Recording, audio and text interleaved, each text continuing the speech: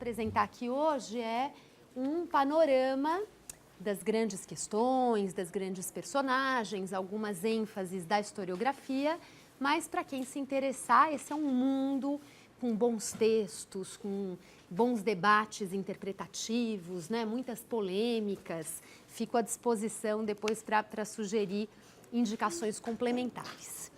Então, vou direto ao assunto.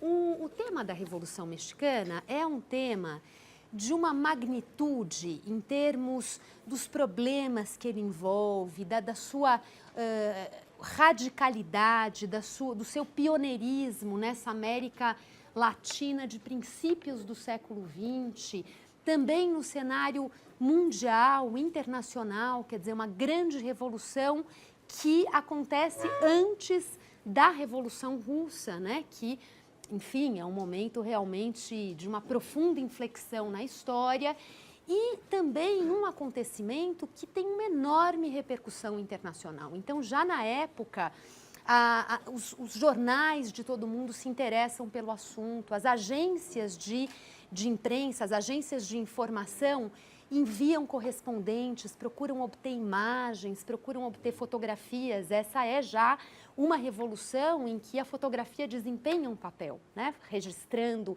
imagens e fazendo o trabalho de edição, selecionando aquilo que seria divulgado, que não seria. E até mesmo o cinema, depois vou fazer um comentário breve em relação a isso ao longo da minha exposição, até mesmo o cinema de Hollywood se interessa pela Revolução Mexicana e constitui produções filmográficas desses acontecimentos que, de fato, deixaram o México de pernas para o ar entre os anos de 1910 e 1917. Né? Então, aquela revolução que vai o tempo todo tomando novos rumos e se renovando e se diversificando em termos do seu propósito e também, claro, Hollywood percebe a potencialidade daquele cenário como um cenário que também se prestaria a representações cinematográficas. Então, é desse momento extraordinário na história que nós vamos tratar hoje. E é claro que essa narrativa começa, como toda a história de uma revolução, com uma breve reflexão sobre os antecedentes. O que é que provoca, o que é que motiva uma revolução das dimensões que a Revolução Mexicana alcançou.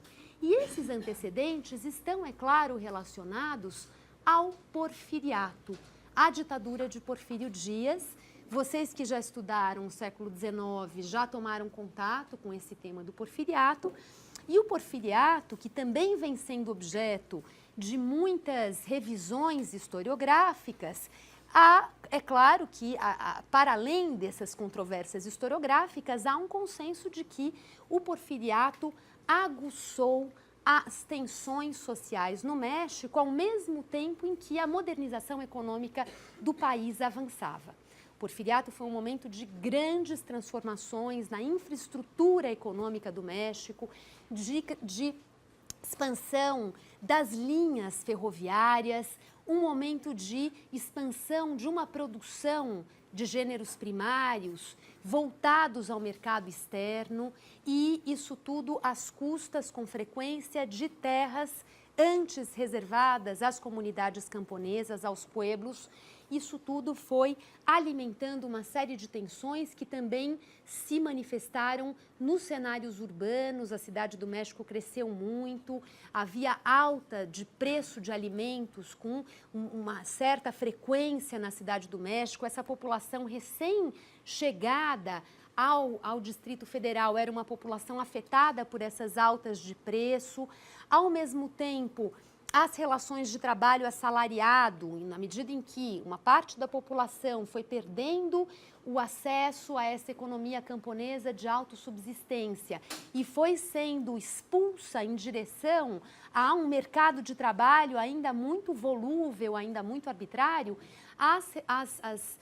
as leis trabalhistas não estavam estabelecidas no México e essas relações de trabalho, portanto, ficavam sujeitas a todo tipo de abuso, a todo tipo de exploração da mão de obra. Então, é em meio a esse profundo a esse cenário profundamente turbulento, profundamente em movimento, e ao mesmo tempo aspirações de um México que agora se consolidava como um Estado próspero, como um Estado com uma considerável estabilidade política. O porfiriato representou um momento de estabilidade política em relação às décadas predecessoras nessa história do México independente, onde os conflitos internos e também externos aconteceram a todo momento. Então, esse era um momento de estabilidade política, de crescimento econômico, de consolidação de um Estado poderoso e interventor e, por outro lado, tudo isso acompanhado de tensões sociais muito agudas. E o México contava, às vésperas da Revolução Mexicana, com cerca de 14 milhões de habitantes. Eram quase 14 milhões de habitantes que estavam, portanto, já distribuídos do ponto de vista do mercado de trabalho em cenários muito heterogêneos, em relações de trabalho muito heterogêneas, e o porfiriato, que, como nós vimos discutindo no curso sobre o século XIX, a obra do François Xavier Guerrat, esse porfírio que conseguiu negociar com os setores tradicionais da sociedade e, de certa maneira, encaminhar uma transição controlada desse México herdado da colônia em direção a um México moderno, o porfiriato já mal dava conta de manter esses canais de negociação com uma sociedade que se tornava cada vez mais heterogênea, como resultado, é claro, das mudanças em curso, né? De mudanças que diziam respeito ao regime de propriedade da terra, que diziam respeito à expansão da ferrovia e ao desenvolvimento de manufaturas que aos poucos vão se transformando em fábricas e que geravam atores sociais novos nesse país. Então, o porfiriato vai vivendo os sinais de crise desse equilíbrio que ele havia logrado estabelecer desde 76, quando Porfírio Dias foi alçado ao poder, né? Desde 76, quando ele conquistou o poder, se consolidou por um breve interregno entre 80 e 84. Porfírio não foi o presidente da República, mas ainda assim era a grande figura política do país. E os sinais de crise se manifestam de várias maneiras. Eu vou chamar a atenção aqui para duas greves de trabalhadores, já em princípios do século XX, que terminaram com uma violenta repressão por parte do regime. De um lado, a greve dos trabalhadores da indústria têxtil no estado de Veracruz, precisamente em Rio Blanco, no estado de Veracruz, onde os trabalhadores, então, organizaram um grande movimento grevista e acabaram sendo duramente reprimidos pelo regime. E, por outro lado, uma greve de trabalhadores das minas, da exploração mineradora no estado de Sonora, ao norte do México, conhecida como a greve das minas de Cananéa, onde havia um tratamento diferenciado entre os trabalhadores mexicanos e trabalhadores norte-americanos, que também lá se encontravam. A presença do capital norte-americano nesse México porfirista era muito expressiva, e essa questão dos regimes de trabalho diferenciados para mexicanos e norte-americanos esteve nas origens dessa greve das minas de Cananéa, que acabaram, então, merecendo a intervenção dura do Estado porfirista. Então, por um lado, esse Estado que recorre à violência para resolver essas tensões sociais que se intensificam no país. E, por outro lado, uma insatisfação generalizada em relação às consecutivas reeleições de Porfírio Dias, que já vinham acontecendo há algum tempo, sempre com base em esquemas de fraude, sempre com base em uma pesada intervenção do Estado nos pleitos eleitorais. E no ano de 1908 surge uma voz bastante contundente contrária a uma nova reeleição de Porfírio Dias. E essa voz foi a de um grande fazendeiro de um estado do norte do México, chamado Francisco Madero. Um homem que emerge como uma liderança política nesse momento, mas ligado às elites fundiárias do estado de Coahuila.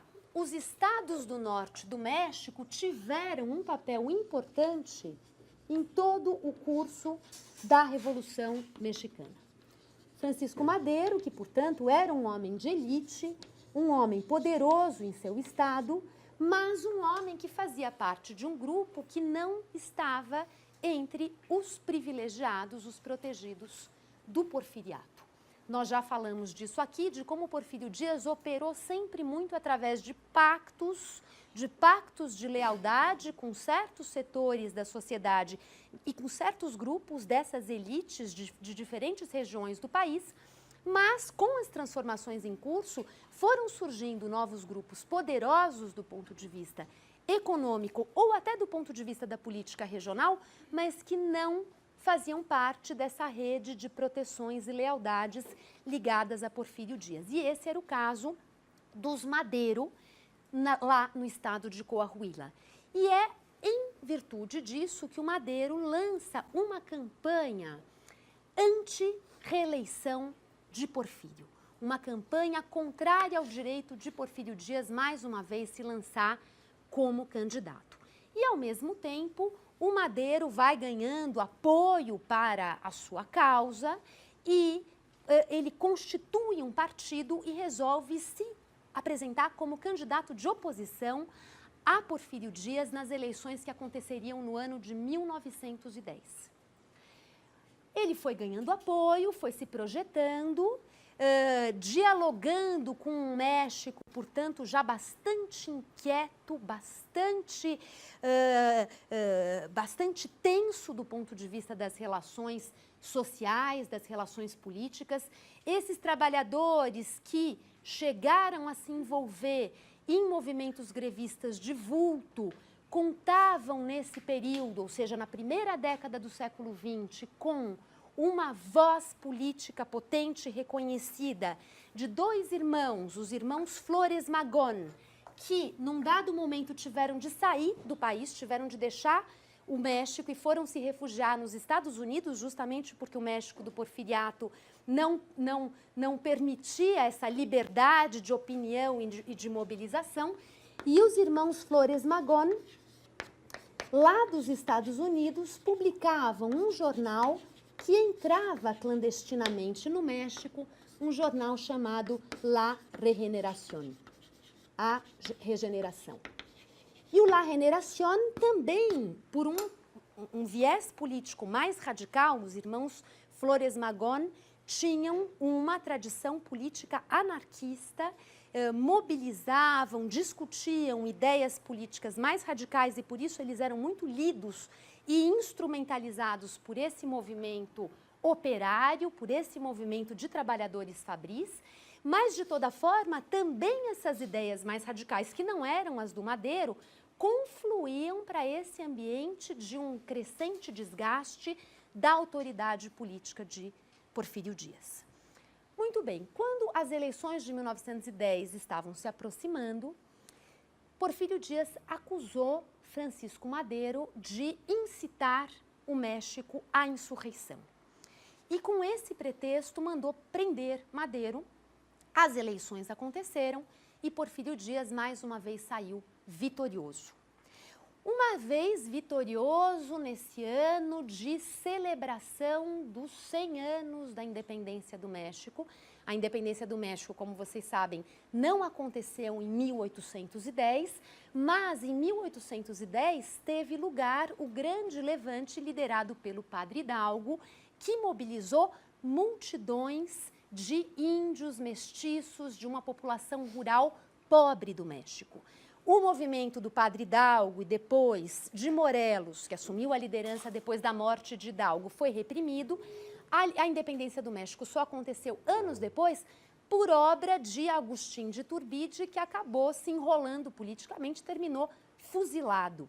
E em vista desse início um pouco desastrado, trágico, do começo de vida independente do México, o movimento de Hidalgo e Morelos é que foi eleito, foi sendo escolhido como o momento por excelência para simbolizar a libertação do México perante a Espanha. Então, 1910 seria, por excelência, o ano do centenário, embora, claro, mais adiante é que oficialmente esse centenário se completaria. Então, 1910 também era um ano de grandes festejos, de grandes celebrações cívicas, públicas, sobre os ganhos, o crescimento, enfim, essa época de ouro que o México vivia 100 anos após a sua emancipação e, claro, que o porfiriato assumindo os louros, assumindo a responsabilidade por esse extraordinário caminho que o país vinha percorrendo